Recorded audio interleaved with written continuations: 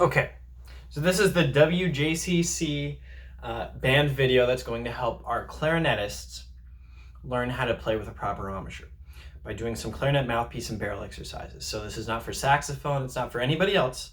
So if you don't play the clarinet, I suggest you stop watching, or you can stick around and watch it anyway. I don't really care. But if you are a clarinetist, please do watch. This is going to be very important. Mouthpiece exercises are the greatest thing we can possibly do on both the clarinet and the saxophone to really gain control of the instrument and make sure we have a good embouchure. It's the only way to really check what we're doing wrong. Most clarinets have what I call flat clarinet disease or clarinet ticulitis, and there's a lot of issues with clarinet ticulitis, but today we're just going to talk about the mouth part. Usually it's a tongue that's too low, or it's blowing straight down the instrument, or it's not keeping the teeth even. So a couple of things to keep in mind. Teeth should be even. I want you to go ahead and feel your teeth right now. Most of you probably need to jut out your bottom jaw a little bit. That's a little too much, right? We want to jut out the bottom jaw just enough that our teeth are even, right? So this is not my natural position. This is. That's natural. This is what we want when we play the clarinet. I want to roll in a little bit of the bottom lip. We want to make sure the chin is flat. So this, not anything like that, right? Not these weird looking faces. Chin is flat, teeth rolled over, teeth are even, tongue is high up. Most important thing is your air. It does not go down the clarinet. It does not do that. It goes straight across or up. You can even think about blowing up into your nose if you want to.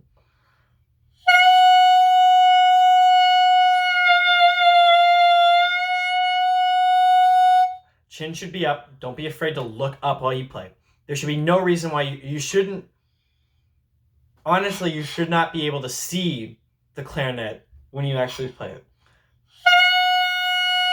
If you do, it's going to cause issues, okay?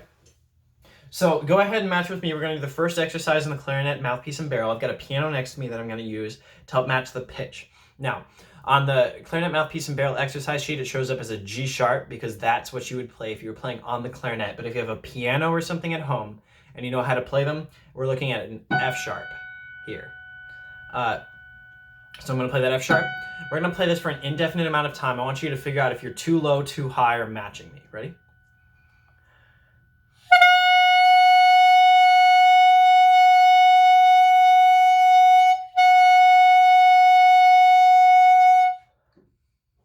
So what was it?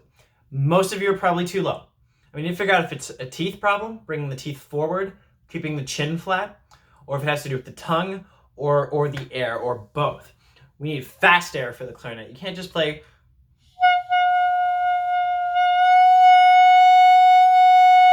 So I want you to go ahead and practice this for me. Just blow from your abdomen. Now this is what we're going to do. You're going to keep the tongue low, and then you're going to slowly move it up, like you're covering the edge of a garden hose with your thumb.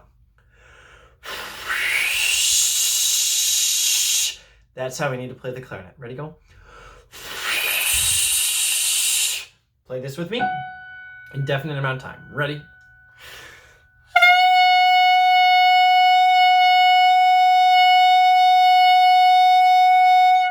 Good.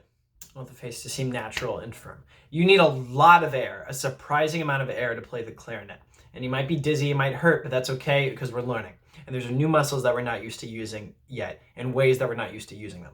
I'm going to do this one more time for you, and then we're going to move on to some of the half notes and quarter note tonguing exercises to work on our articulation. But we really need to make sure the embouchure is there before we can really work on tonguing in an effective manner at all. So do not do the tonguing exercises until you feel confident you are able to accurately match that pitch. Steady. Ready?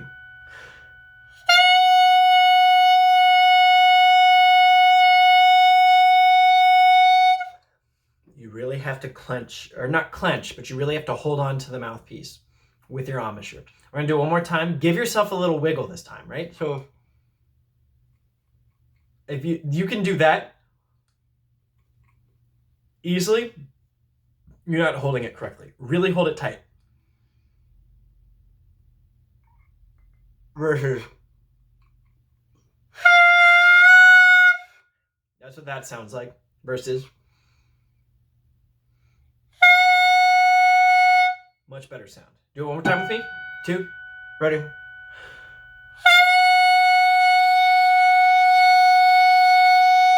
Now that we're feeling better about that, we're going to move on to articulation.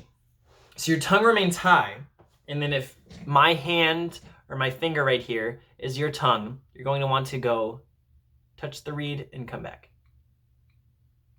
Just enough to stop it from vibrating. No more than that. We're not closing off the air, doing anything like that. We just touch it, and it moves independently from the air, which is why it's so important that we get natural with the embouchure in the air, so the tongue can move by itself with an embouchure that stays still. The face should not move. So I'm going to put the metronome on to tempo of 72, and then we are going to play together with a half note. But first I want you to watch my face and see that it doesn't move. Listen.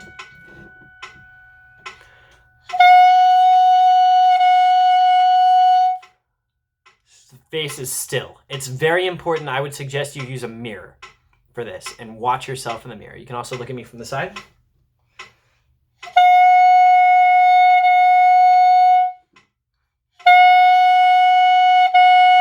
Do this with me this time. 2 half notes. 1, 2, ready.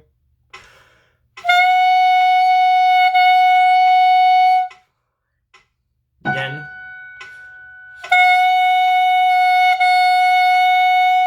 Now we're going to do quarter notes. 4 quarter notes with me. Ready.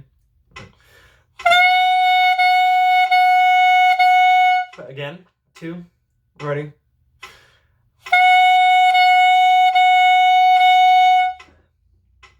I hope that this video has been helpful and that it's going to help you with your practice at home.